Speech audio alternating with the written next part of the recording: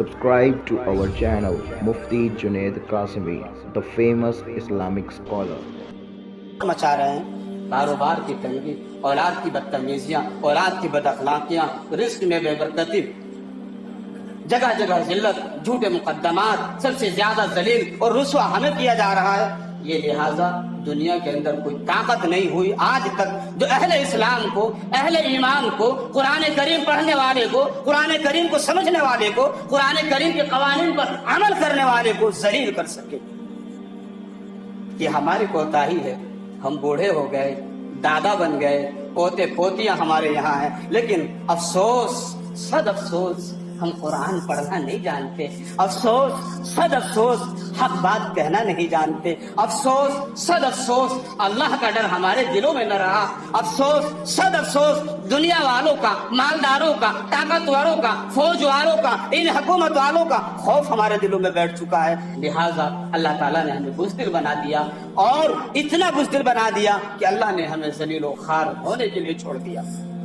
جب جب ایمان والے نے اس قرآن کریم کو چھوڑا ہے، اس قرآن کریم سے روگردانی کی ہے، اللہ تعالیٰ نے اسے ذلیل کیا ہے۔ اور جس نے اس قرآن کو، قرآن والوں کو، اہل علم والوں کو، علماء کو اپنا امام مانا ہے، ان سے رائے لی ہے، ان کی اتباع کی ہے، ان کی صحبت اختیار کی ہے، اہل علم، اہل قرآن والوں سے دوستی کی ہے، ان سے رابطہ کیا ہے، اللہ تعالیٰ نے ان کو سربلند کیا ہے، ان کو عزت دی ہے۔ دونوں جہاں میں وہ جہاں چلتے تھے، خواہ وہ اہل ایمان غیر ایمان والے کی بستی میں پہنچا، وہاں اس کو عزت ملی ہے، وہاں اس کو عزت کی نگاہ سے دیکھا گیا۔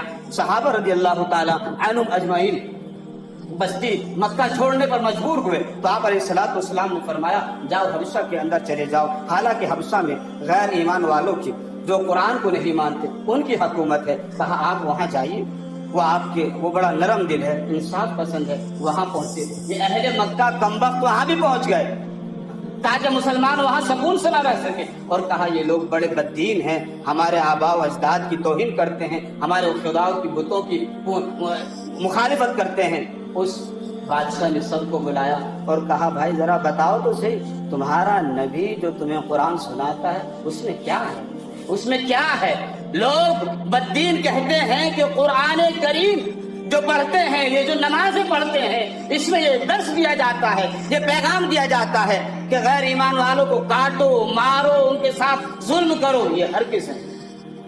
جب اس نے قرآن کو سنا آنسو ٹپکنے لگے اور کہا اے لوگو، قرآن تو انسانیت کا، بھائی چارگی کا، محبت کا، آپس میں نرم دلی کا، آپس میں ایکتا کا، بھائی چارگی کا پیغام دیتا ہے، لہذا یہاں سے چلے جاؤ، اگر دوبارہ تم نے مسلمانوں کے خلاف آواز اٹھائی تو تمہارا سر قلم کر دیا جائے گا۔ بڑے تحفے لے کر کے آئے تھے، سب واپس کر دیے گئے۔ یہ ہے قرآن کریم کی طاقت۔ آج ہمارا طور طریقہ، ہمارا لباس، ہمارا رہنے کا سلیقہ، ہمارا بات کرنے اور آپس میں بیٹھنے کا طریقہ سارا قرآن کے خلاف ہے۔ تو لوگوں نے کہنا شروع کر دیا یہ مسلمان ہیں۔ ظاہر سی بات ہے، جب ہم قرآن کو نہیں پڑھیں گے، نہیں سمجھیں گے تو جھوٹ بولیں گے، جھگڑے کریں گے، لڑیں گے، لوگ تماشا دیکھیں گے یہ مسلمان ہیں، تو کہیں گے ارے مسلمان جہاں جاتے جھگڑا کرتے، اسلام دہشت گرد۔ جب ہم نے اسلام کو دہشت گردانہ انداز میں پیش کیا تو لوگوں کو موقع ملا، اور جب ہمارے صحابہ نے، ہمارے اکابرین نے، علماء دیوبند نے اسلام کو اسلام کے نظریے سے پیش کیا تو لوگ جھکے اور سلام کیا۔ آج بھی علماء دیوبند کے سامنے ان لوگوں کو جھکنا پڑتا ہے۔